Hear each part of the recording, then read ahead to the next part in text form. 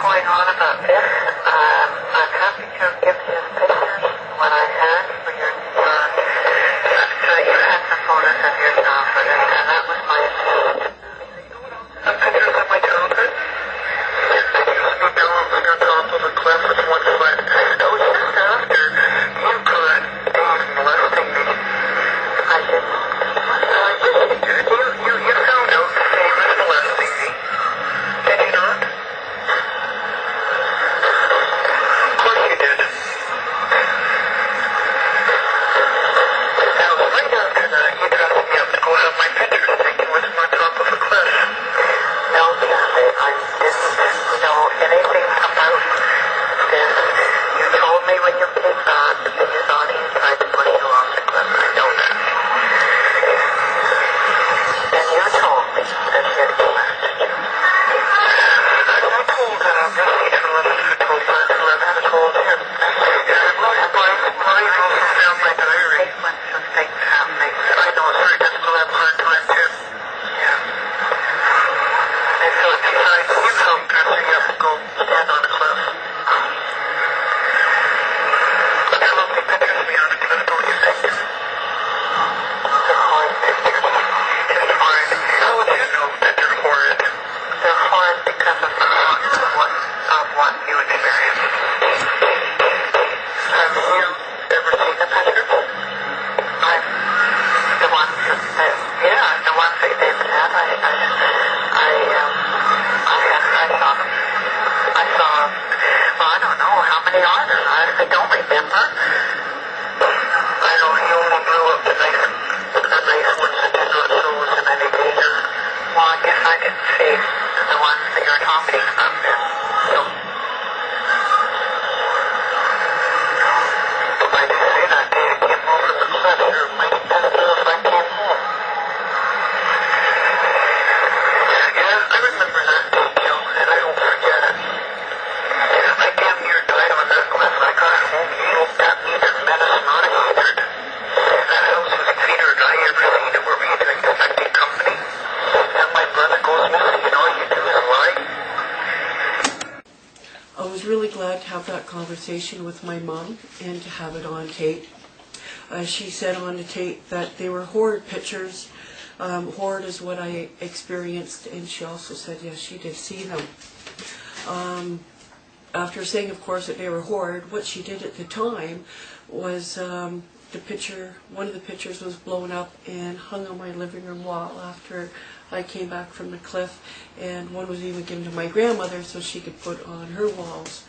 And now she says she knew about the experience all along. It certainly is not conductive of somebody who knew that their daughter had her life, attempt on her life at the cliffs, and what she described as horrid, and yet hangs it up. She also says that, admits that she just found out I was molested at that time. Now she says on the tape that I told her I was molested, and I did not. This is already being investigated from the Toronto police. I told a neighborhood child who told their mother, who told my mother. This was confirmed from the Toronto police investigation. I also did not tell her about the cliff. There's no way that happened.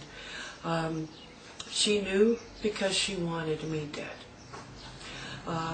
What she did after, of course, finding out that I was molested is she beat me to a pulp constantly, and she called me promiscuous and a slut. She blamed me for it. Soon after finding out about the allegations, of course I was put on a cliff, and she left for Scotland with him on October 11th to November 2nd. Reason I'm really glad to have that tape of my mother saying, hey, she knew about it all along. Reason for that is I didn't. I had no memory of it at all whatsoever. In fact, I could hardly remember my childhood at all. It was a huge blank to me. I had no memory of the attempt on my life at the cliff. It was only after my brother went missing in 1984. And I knew that he was dead. I knew I'd never see him again, and I knew that he was probably murdered. And indeed, his body's never been found.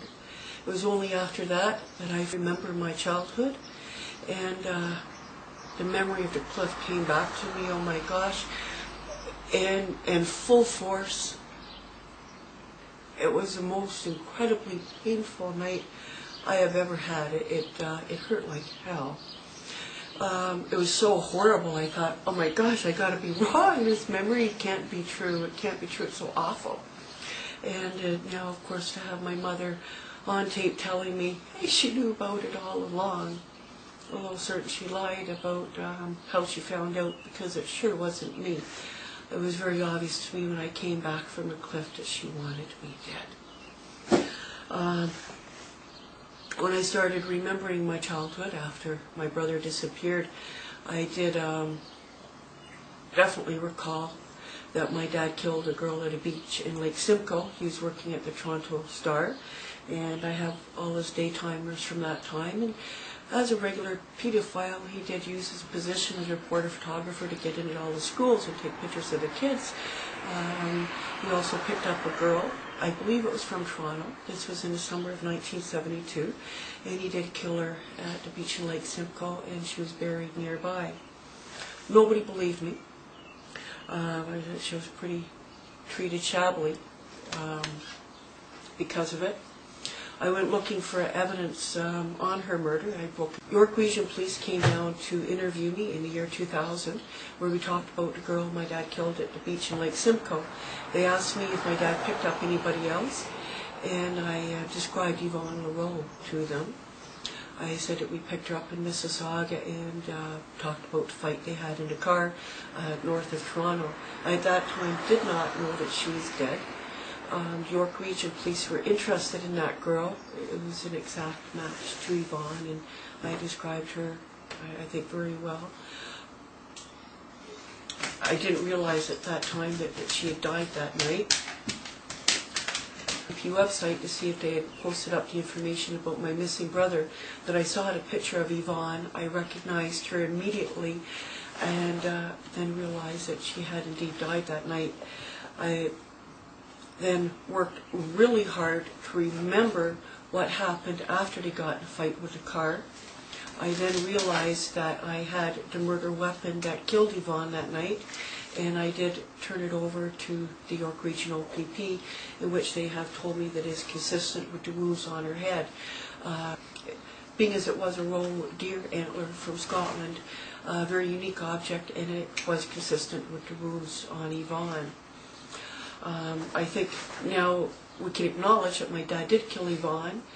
Certainly before that he tried to kill me. What I'm asking you for now is to help me do what I originally started out to do, is to find the girl's body that he killed in Lake Simcoe.